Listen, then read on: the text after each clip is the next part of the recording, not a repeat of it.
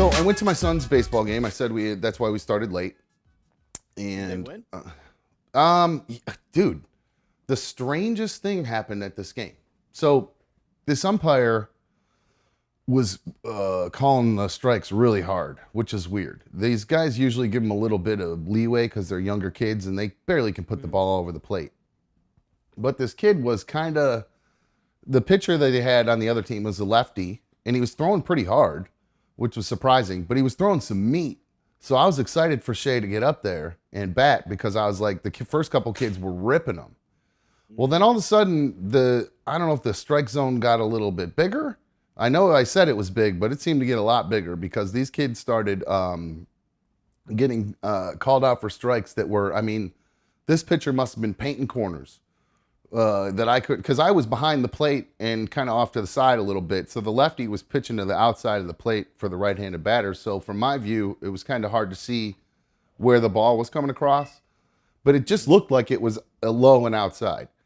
Most of the time that this guy was calling strikes, and Shea fell victim to this when he got up and he went down.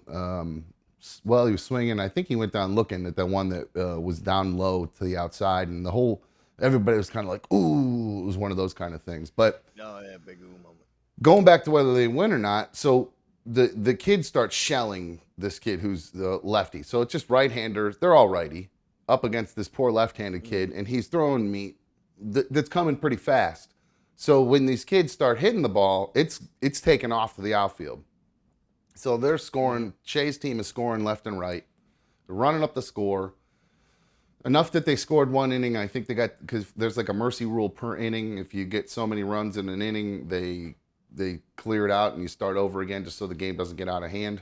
Because some of these kids, like I said, they can't pitch. When I was a kid too. Yeah, so they didn't do that when I was a kid. But so their team gets to I don't even remember what inning it was, but it was 8 o'clock at that point. And usually I'm used to the games being about an hour and a half and then they wrap up. So that's why I thought, perfect. I'm going to be able to get to the game. We'll finish at 8. It'll take a minute or two to get him out of there. I'll be home by 8:30 with no problem. And I'll have time to finish getting everything set up and ready to run by 9. Well, for some reason at 9 o'clock, or at 8 o'clock, they ended. And I thought it was just because of the timing. But then all of a sudden I hear everybody saying something about how the other team just gave up. And I was like, what the hell are they talking about? What's going on? Well, right as I said, what does that mean? The umpire just happened to be walking by me, exiting the game. And he goes, yeah, the other team, the coach just walked up and he said, I think we're done.